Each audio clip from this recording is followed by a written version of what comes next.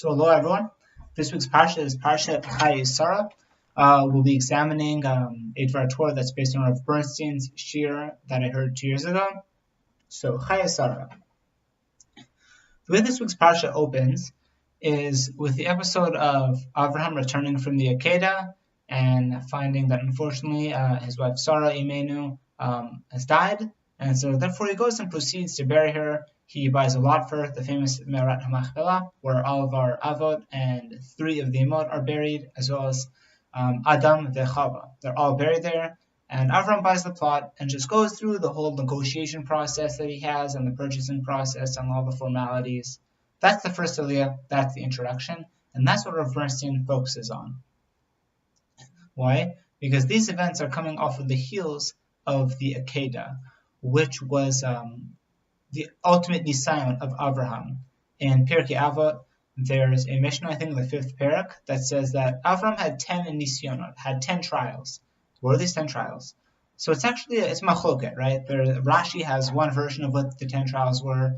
The Rambam has his version of what the 10 trials were. But they both agree that the 10th trial, the ultimate, the most difficult one, and which really set Avram apart, was the 10th. Right? Or at least it was his greatest one. It was the most difficult. And it's not hard to understand why. After all, 2 weeks ago we read Lech Lecha.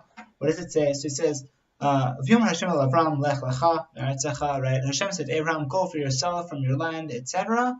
Now why? The very next pasuk, Ve'eschal goy gadol.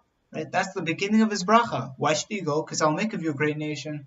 Then God tells Abraham, Yitzchak's the one who will, I think, Yikar v'chazera. I believe that's from Avram about Yitzchak, or about Yitzchak to Abraham.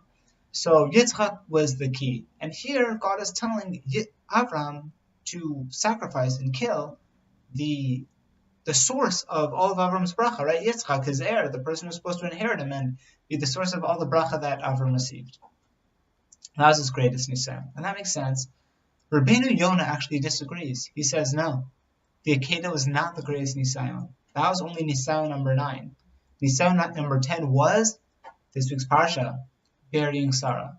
Now, how can we understand that? That's a very strange thing to say, seemingly, because we can understand why the Akedah was the greatest of his tests. That was such a difficult test. We could understand something like that. What is Rabbeinu Yonah trying to tell us when he says that this, of all things, was the most difficult? So Rav Bernstein explains that the Akedah was a huge cataclysmic event. It was defining, after all, and it was such a massive event that Avram rose to the occasion to, that we have to think about it and say, well, maybe the reason why people rise to occasions, why Avram rose to the occasion, is because it was an occasion. It was the Akedah. And therefore, if you take any person, right, they would have risen to this occasion. After all, sometimes the greater the event, actually the smaller the indication of how great this person is. Because if we take, say, a simple event, like let's say we see a child drowning in a lake, right? You jump in and save him. He's a kid, he's drowning, you should help the child, right? Now, that's a very grand occasion, right? You're saving someone's life, it's a child, he can't help himself, and you nobly jumped in. But even a simpleton would do that. You have to be a very depraved human being not to rise to an occasion like that. So it's not really such a great indication of who a person is. So sometimes small events are or non-occasions, just everyday matters, are actually a greater indication of a person's greatness than these huge events are. And that's what Rabbeinu Yonah is saying. There is, I believe, either a Gemara or a Midrash that talks about Eov, right? Job, it's one of the books of Suvim. Eov had a very hard life, but he was a tzaddik. So what's the source's, how does the source know that Eov was a tzaddik? So they say that whenever there was like a half pruta, right, in his business dealings, he would always round up for his customer, right? For the other person, he'd give them the extra half pruta. Now, what does that mean? What's a pruta bichlal? So pruta is the smallest definable amount of money you can have, right? So after all, like we spoke in Yom Kippur, there are shiurim for certain mitzvahs and averas, right? There's a certain requisite amount that you need to have. So how much do you need to steal to actually have violated the sin of stealing? So it says a pruta, right? The minimum amount is a pruta, not the minimum. And we said Eov would give half a pruta. which is literally nothing, because you aren't even violating the sin of stealing for taking half a pruta. We see through this, like this diligence of giving back the half pruta, that small action was what made him a tzaddik. So too here, Abraham, even though he just came back from the Akedah, from this huge, incredible, defining spiritual event, comes back and he sees his wife died. It's depressing.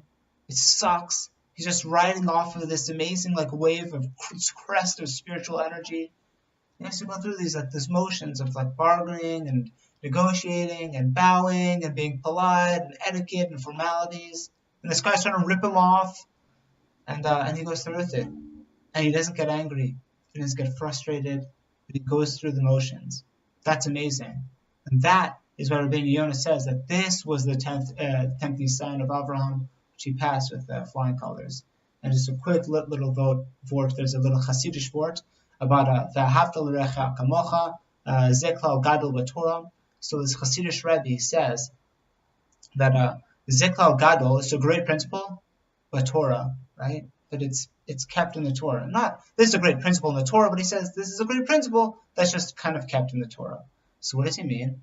That often we kind of have these great events that we want to get to, we want to accomplish amazing, great things, and so these annoying little people are getting in our way, so we kind of push them off, and that's wrong.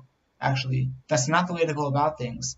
That we see from Abraham that sometimes we have great events, but really the way we treat the little people in those everyday events is really indicative of our greatness. Shabbat Shalom.